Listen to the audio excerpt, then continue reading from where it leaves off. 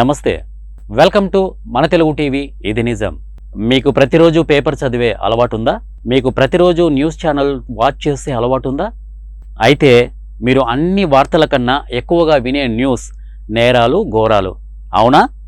ఇవి వింటూ ఉంటే అయ్య బాబోయ్, మన దేశంలో ఇన్ని నేరాలు జరుగుతున్నాయా అని ఆశ్చర్యపోతుంటారు.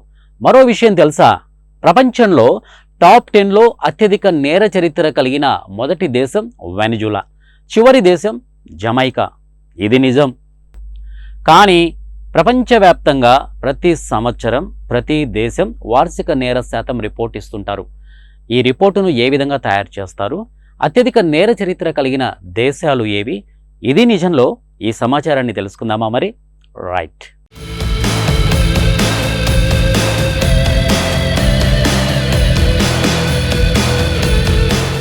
ఏ దేశ చరిత్ర చూసినా ఏమున్నది గర్వకారణం అన్నారు శ్రీశ్రీ. నిజమే మరి. పేదరికం, నిరుద్యోగం, రాజకీయ అనిశ్చితి, అవినీతి, హత్యలు, మాదక ద్రవ్యాలు, మనీ లాండరింగ్ ఎక్సెట్రా లాంటి సమస్యలు ఉన్న చోట నేర ప్రవృత్తి ఎక్కువగా ఉంటుంది. ఇక గర్వకారణం ఏముంటుంది?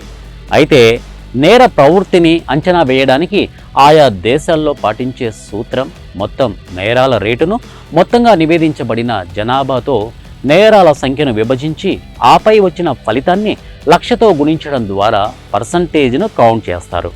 ఈ శాతం ఒక దేశం నుండి మరో దేశం వరకు మార్పు చెందుతూ ఉంటుంది. రిపోర్ట్ అన్నది కొన్ని అంశాల ప్రభావంతో ముడిపడి ఉంటుంది. ఉదాహరణకు అధిక స్థాయి పేదరికం నుండి నిరుద్యోగం, విద్య, వైద్యం లాంటి అంశాలను బట్టి నేర శాతం ఆధారపడి ఉంటుంది.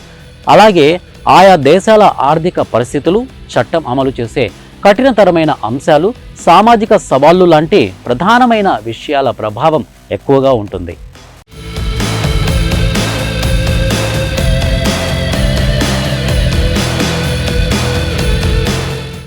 అవినీతి, ఆర్థిక సవాళ్లు, సామాజిక సమస్యల వంటి కారణంగా ప్రపంచంలో అత్యధిక నేర ప్రవృత్తి కల తొలి దేశం వెనిజులా.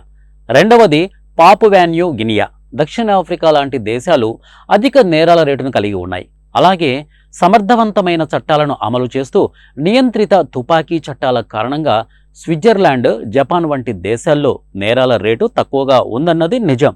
సో నేరరహిత సమాజాన్ని నిర్మించుకోవాలంటే ఆయా దేశ ప్రధాన సమస్యల నివృత్తికి కృషి చేయాలి. చట్టాల అమలు నిబద్ధతతో కూడి ఉండాలి.